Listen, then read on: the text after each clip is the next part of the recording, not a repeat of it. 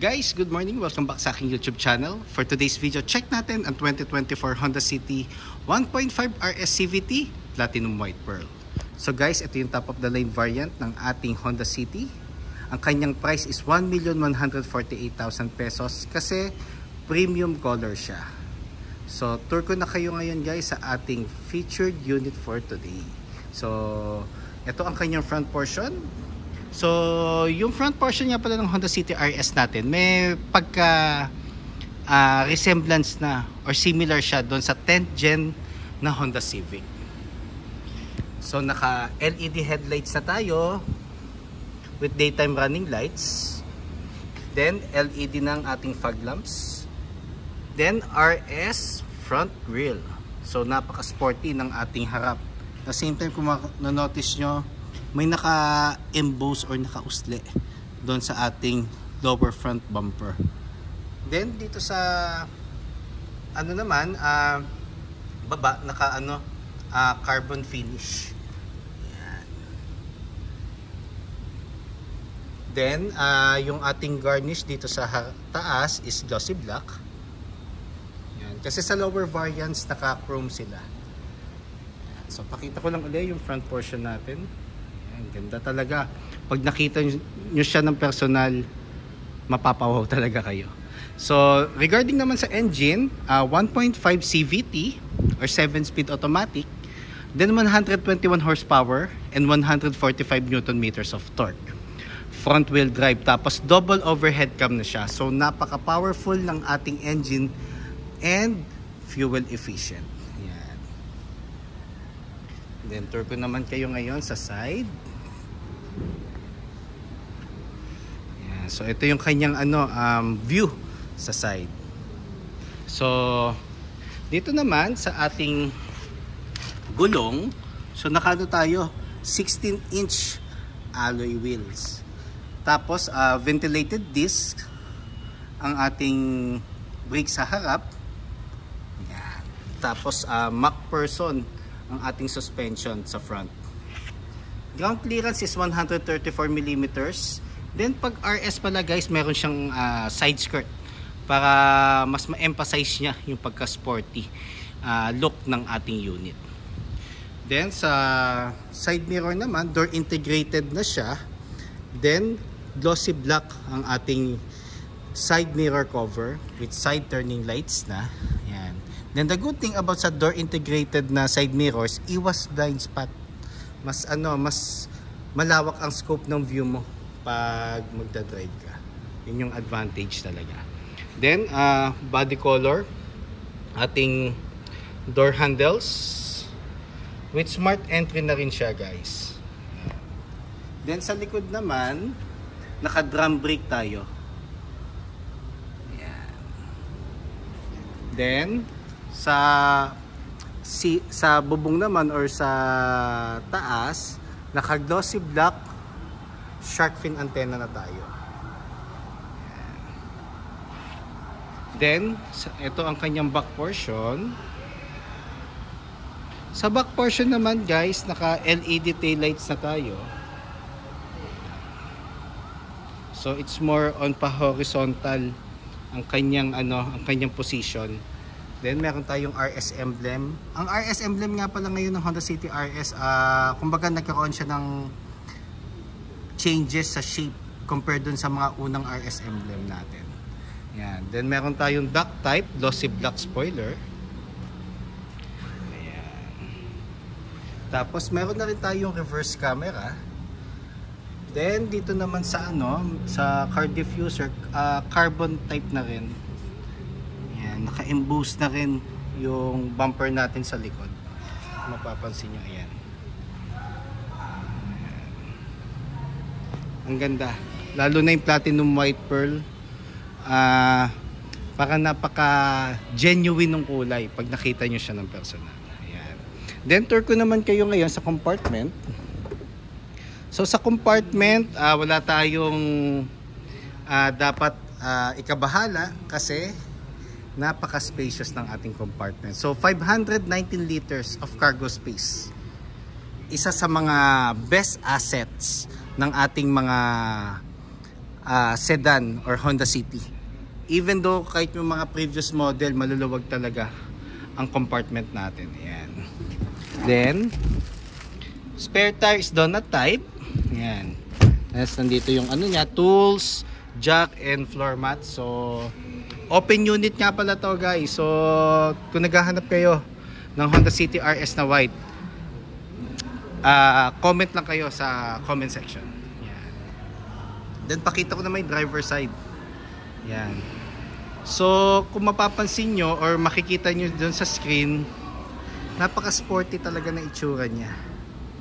So lalo na pag nag-test drive tayo guys. So pag nag-test drive tayo, schedule natin yan. Then ang kanyang ano pala, gasoline is unleaded. Pero kung mag-higher octane kayo, like 93, 95, and 97, kailangan all the way yun ang octane na gagamitin natin. Then, ang fuel tank capacity niya is 40 liters. Ayan. Then, pakita ko lang yung side. So, urethane. Then, meron siyang leather accents with red stitches. Then, si Honda City, binalik niya yung full leather sa mga top of the line. Tapos meron tayong ano dito, yan, armrest, plastic lang siya guys, and 2 cup holders. Then meron tayong aircon vent sa middle with 2 power outlets. Yan. Then sa taas or sa ceiling natin, black na. Yan, so hindi siya masyadong prone sa dumi pag maglilinis kayo. Then dito naman tayo sa ating front. Ayan. So dito sa side na to, sa driver side, yung mga command button. So power folding side mirrors, power side mirrors. Ito yung adjustment left and right. Central door lock, power windows. Then naka sports pedal na siya, RS sports pedal. Ayan. Pag top of the line. Then sa seats naman, manual adjustments, ang ano, ang forward, back, then yung height adjustment din manual. Ayan. So tour ko naman kayo ngayon sa front. Okay. Start ko lang guys. So push start button na siya. Apakan na natin yung brake every time na start natin yung sasakyan. Ayan. So regarding naman dito sa steering wheel, leatherette cover na siya. Meron na siyang paddle shifters. Ito yung minus and plus. Ayan. Then dito naman audio control with hands-free telephone assist. Then dito yung ano, adaptive cruise control. Ayan. Tsaka sa mga Honda Sensing. Regarding naman sa panel, mix siya ng analog and digital.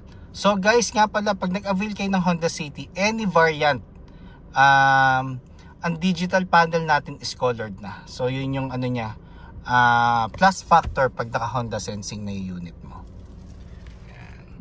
Then ito yung ating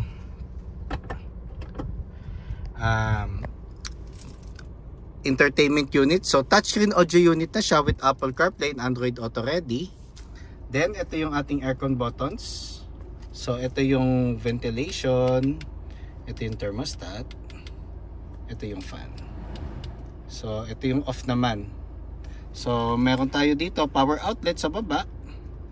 Tapos meron tayong USB ports for ano yan, charging tsaka sa Apple CarPlay and Android Auto. Pero guys, pag naka iPhone kayo, wireless na ang Apple CarPlay natin. Yun ang isa sa mga dinagdag ng Honda dito sa ating facelift na Honda City. Yan. So nilaunch nga pala siya guys, hindi nagkakamali, July. Kasabay siya ng Brio. So bago pa lang siya sa market. Yan. Then 2 cup holders. And then ito yung transmission natin guys.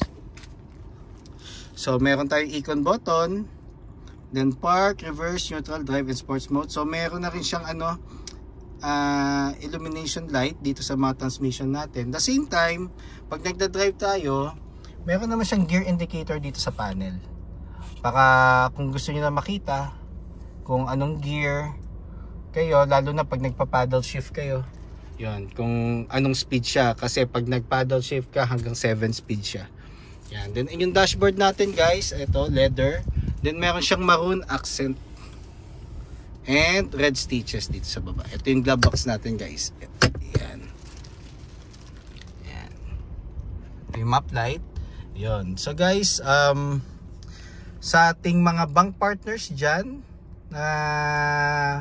meron silang bank display na requirement, kindly call or text 0906-386-8937 and or visit me at 141 Quezon Avenue, Quezon City, and look for me, Ross Oliver Cruz, ang inyong friendly sales executive here at Honda Cars Quezon City. So sa mga dyan, yun nga, magpapagawa ng quotation, set ng appointment for test drive, unit viewing, parts or service appointment, ayun. So binigay ko na yung aking contact number, or lang kayo, comment na kayo sa comment section ko dito sa aking YouTube channel. And nga pala guys, kindly subscribe nga pala sa aking YouTube channel para maging updated sa mga susunod na videos. Kindly like and share na rin ang aking Facebook page, Honda Cars Quezon City Best Deals, Ross Oliver Cruz. So for the meantime guys, yun lang. Thank you and God bless.